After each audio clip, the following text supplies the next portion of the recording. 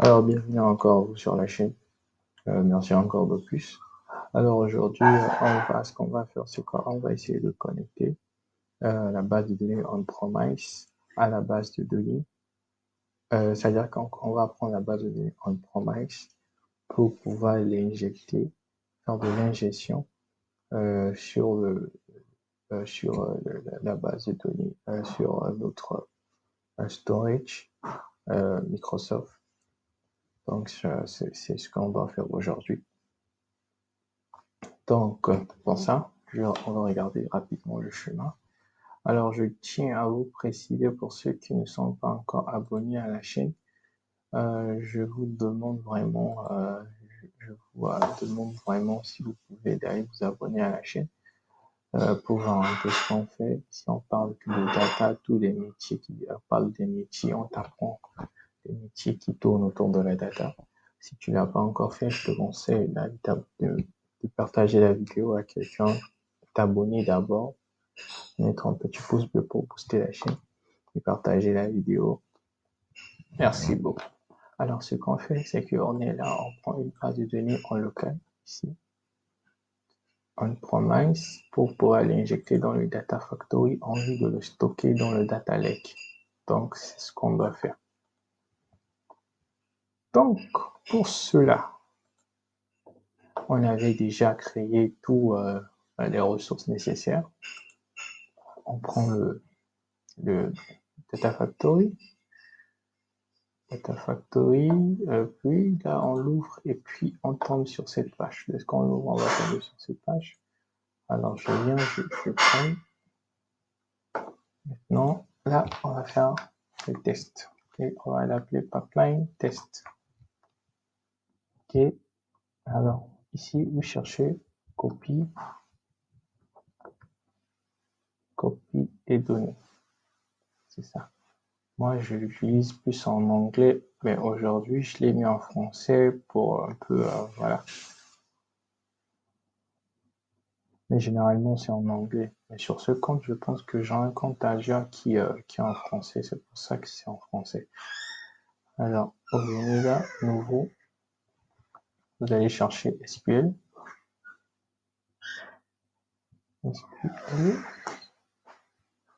Prenez celui-là, SQL Server. On va le renommer SQL Server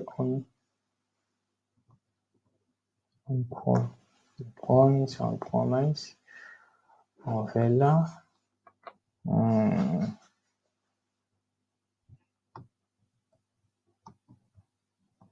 On prend link. Service. Link service. Vous venez là, vous faites nouveau. Ok. Cliquez ici. Vous faites comme ça. Vous renommez comme vous voulez. Attendez. On va faire ça. C'est déjà utilisé. Bon. Je vais utiliser un nom que j'avais fait. Je vais mettre connector. Ok, comme ça. Et je vais mettre là connector 1. Vous créez, vous appuyez sur créer. Et là, dès que c'est créé, ce que vous allez faire, c'est que vous allez télécharger. Ok? Vous allez le télécharger, vous lancez là, le télécharger. Alors, dès que c'est téléchargé, vous allez l'installer. Ok? Vous allez l'installer sur votre machine en local. Ok? Vous l'installez sur votre machine en local. Dès que c'est fait, vous revenez là et vous l'installez. Dès que vous l'installez, c'est bon, vous revenez là. Parce que moi, je l'avais déjà fait, donc je ne vois pas pourquoi je vais le refaire encore. Pour la vidéo, je l'ai appelé connector, donc je l'avais déjà fait. Et maintenant, ici, vous prenez le nom de votre serveur. Ok? Pour ma part, Pour moi, par exemple, si vous voulez le faire, je vous conseille, vous allez faire comme ça, vous allez vous déconnecter. Lorsque vous allez vouloir vous connecter, vous allez voir toutes les informations qui y sont, ok? Vous prenez ça, c'est comme ça que ça s'appelle pour moi. Là, c'est bon comme ça. Et vous allez voir Windows Authentication. Ok? C'est comme ça que ça s'appelle le serveur. Ok? Alors, je prends le nom du serveur, je le fous là, le nom de la base de données, je regarde la base de données. Le nom de la base de données, c'était ça. C'est ça le nom de la base de données. Ici, ça. Je le mets là, je le fous là. Ok? Alors, vous ne touchez à rien, hein, vous ici. Vous pouvez le mettre comme ça ne dérange pas. Alors, le nom d'utilisateur, maintenant. Ici, si vous regardez bien, vous allez créer, les gens qui ont fait du SQL, vous allez voir, ça veut dire que je crée un login de connexion. Ok, je crée un utilisateur. Ok, je crée un login, après je crée l'utilisateur dans le login. Ok, c'est comme ça que je le fais. Vous faites tout ça, vous prenez et puis vous exécutez. Pour ma part, je l'ai déjà exécuté, donc ça ne sert à rien. Vous exécutez ligne par ligne. Souvent, quand vous exécutez en un seul coup, ça va pas le faire. Ok, donc je conseille de faire ligne par ligne. Ok, on revient là. Là-bas, j'avais la one. Là-bas. Bon, par rapport au Kivo, il y a quelque chose que je dois impérativement vous montrer. Ok? Soit vous choisissez de vous connecter avec le Kivo, ou vous mettez le même mot de passe que vous avez mis sur le login. Vous pouvez mettre le même mot de passe du login. Ok? Ça passe également. Ok? Ou vous pouvez faire avec le Kivo. Mais moi, je vous conseille de faire quelque chose d'abord. Avant de commencer, avant de continuer, vous venez Kivo, vous venez là, quand vous venez ici, Kivo, je pense que c'est dans Objet, vous venez ici, vous venez Secret, vous allez générer une clé secrète. Ok? Vous allez générer, pour ma part, je l'ai déjà fait, ok? Donc, vous appuyez là, vous mettez là, vous remplissez le nom, juste le nom, et puis tac, là, vous c'est créé, ok? C'est bon.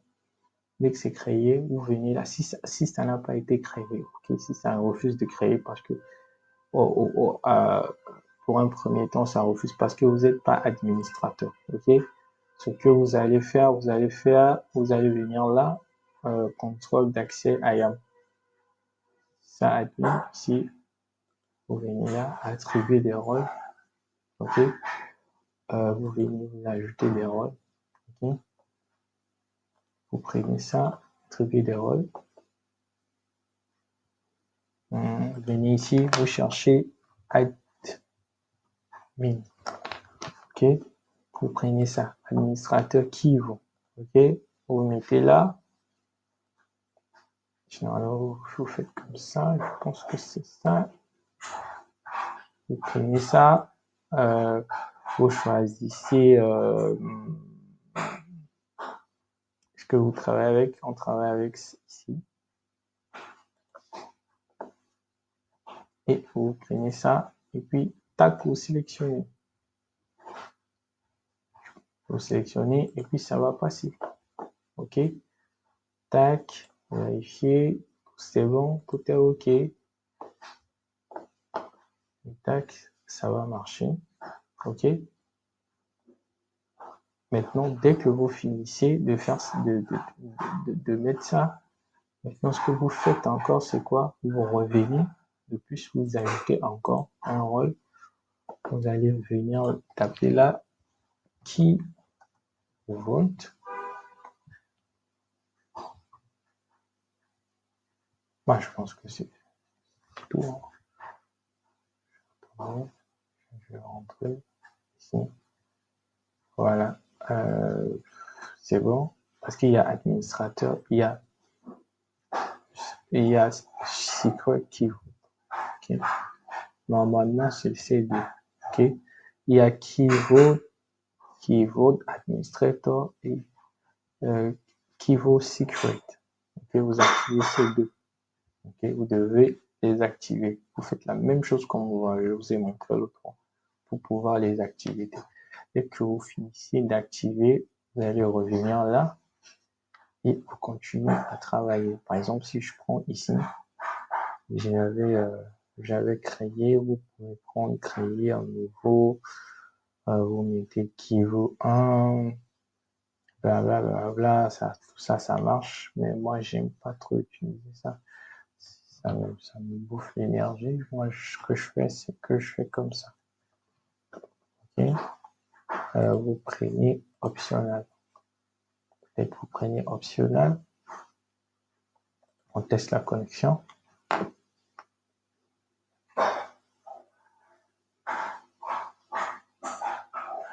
On attend un peu.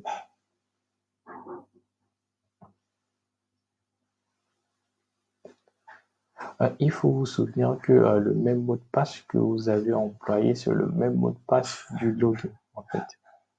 C'est ça, en fait. Bon, on va tester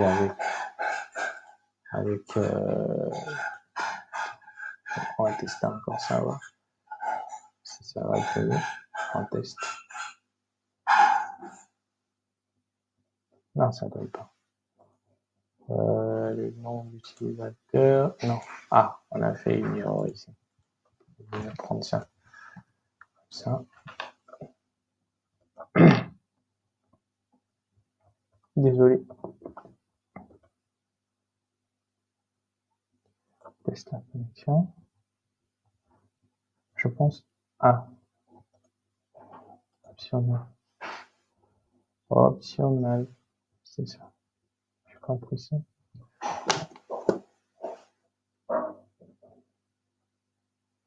On teste.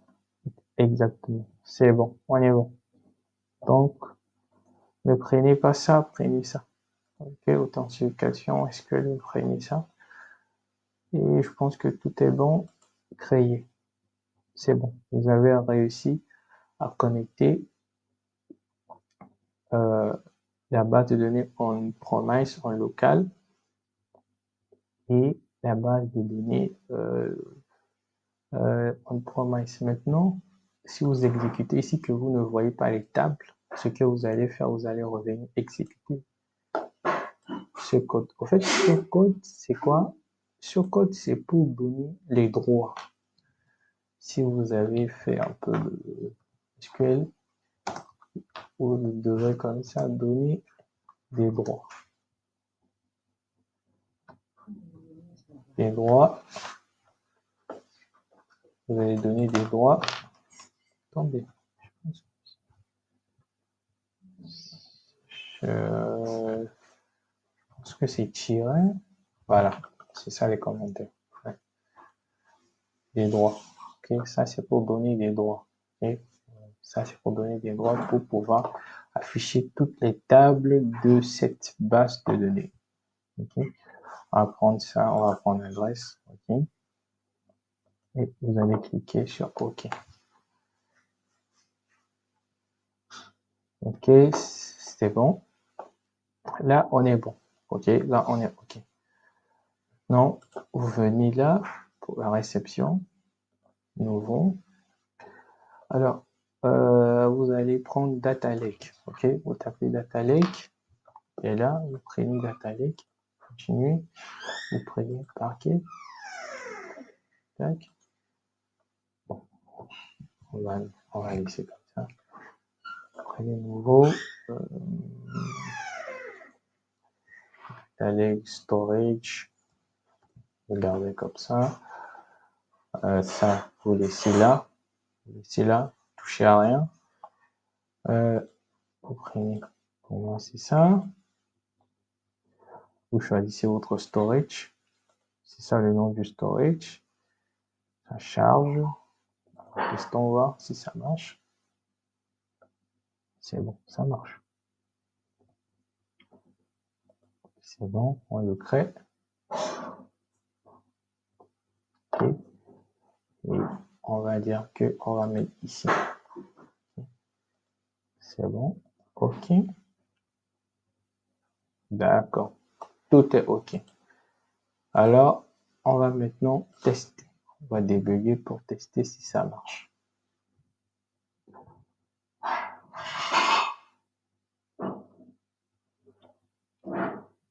C'est en train de tourner.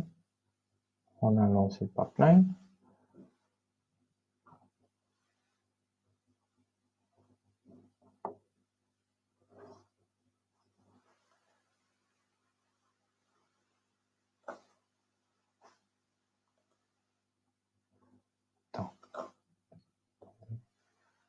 Attendez un peu.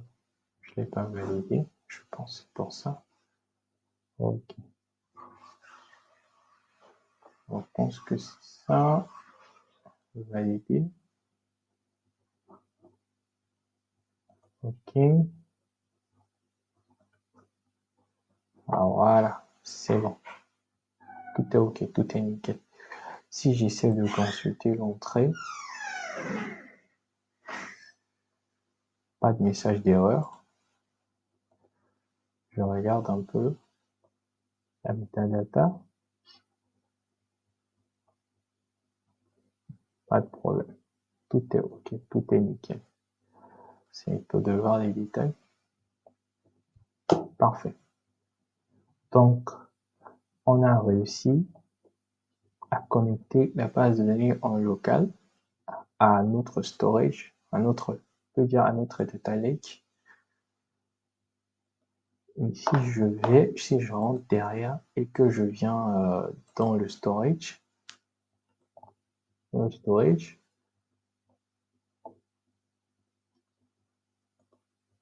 dans le storage qui est là, je viens dans 11.